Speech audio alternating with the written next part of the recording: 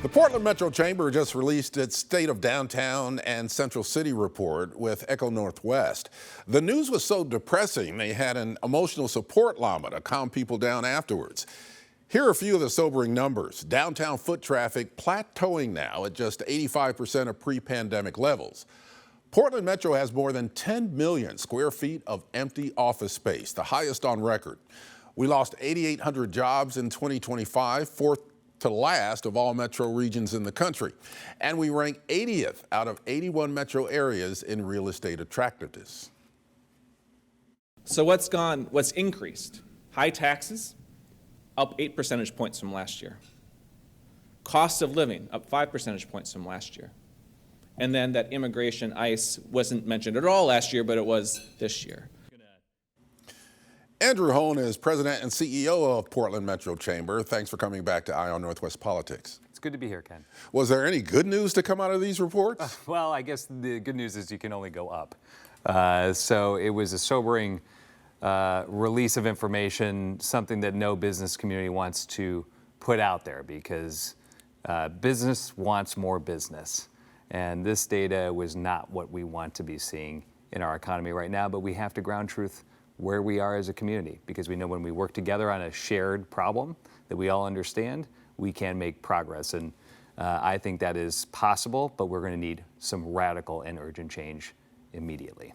The cover page of the report said that we are at an inflection point. Portland is at an inflection point. What do you mean by that? So the history of this region's economy is one where we have not necessarily known what other communities across this country have.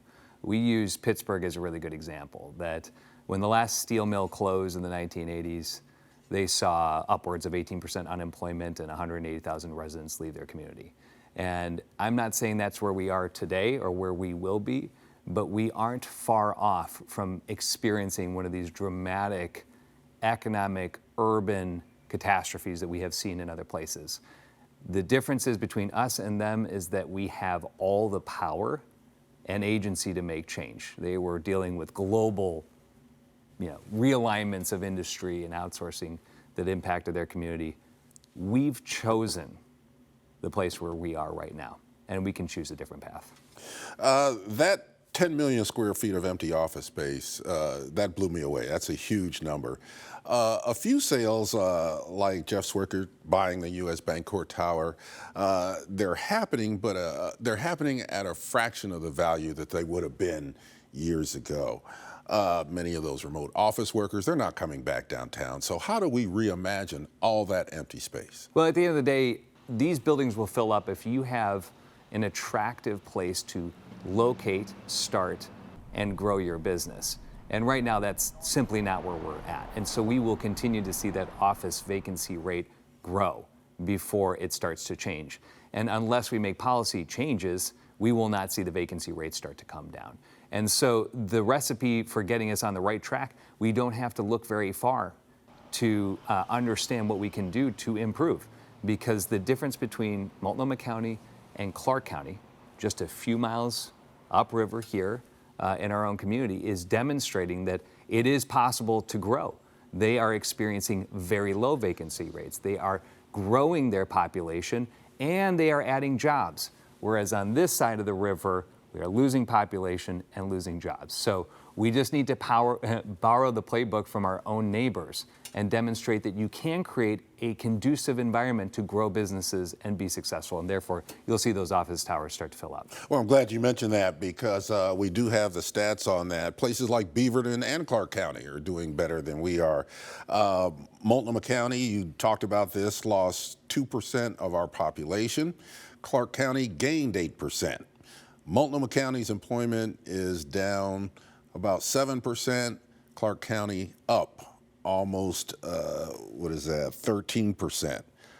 So what are we doing that accounts for that discrepancy, and what do we need to do? There is no economic region in the nation that has a larger difference in tax policy than ours.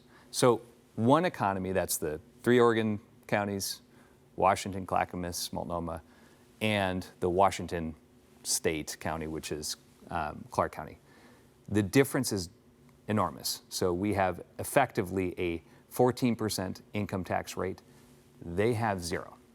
We have the highest business tax rate in the nation here in Multnomah County. They do not. And so people within this region are making choices about where to locate their business and where to locate their family. We are now competing within our own economy.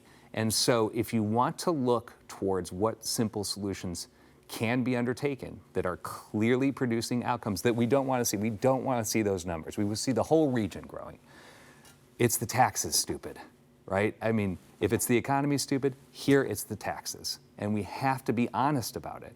We want a progressive tax system that pays for all those core community needs, but we cannot have a tax system that is an economy killer. And right now, our current tax structure is exactly that. And we got to get busy real quickly. Not getting rid of taxes. This isn't trickle-down economics. This isn't get rid of all the taxes. This is about reforming taxes so that we have sustainable revenue streams to our local governments that don't jeopardize the economy. Those two things are not mutually exclusive. I reject any notion that we can't have a progressive tax system that supports the economy and pays for good things like preschool and homeless services and climate change initiatives. Those are all possible. We just have to reform them so that they are not inhibiting our growth here in this community. And that's the role of the local governments, the city councils, Multnomah County commissions, even the state when you talk about taxes, correct? That's correct. And I think the good news is, I mean, if you're looking for signs of progress or hope, right? I mean, let's talk about it.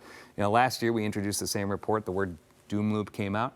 And since then, now we have 7 government-led initiatives around fixing the economy, all the way up from the governor and her Prosperity Council to Mayor Wilson announced his own, Central City Roundtable, which is, sort of an offshoot of the governor's Central City Task Force. So, and everything in between. So people are finally really leaning in here because they know the economy is an issue.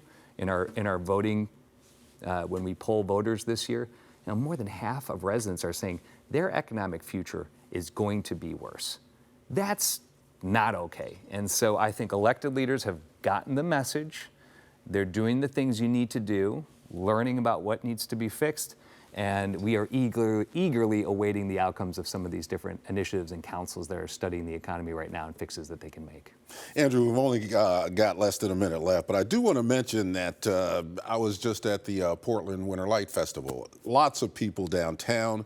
Events like that bring a lot of people there. How important are those type of events in reinvigorating the city? After so long of not being able to gather through the pandemic, they are the thing that reintroduces Portland to the entire region and to the rest of the country. And when people do come here, they're finding what they may have heard isn't so true, and that our improved cleanliness and livability has made downtown once again a place to visit, to shop, to stay, go out to hotels and enjoy the world-class restaurants that we have to offer. So these are the lifeline to a vibrant future, and we're so grateful that we had a record-breaking Winter Lights Festival. So everybody should come on down, check out downtown Portland, because it's a great place to be.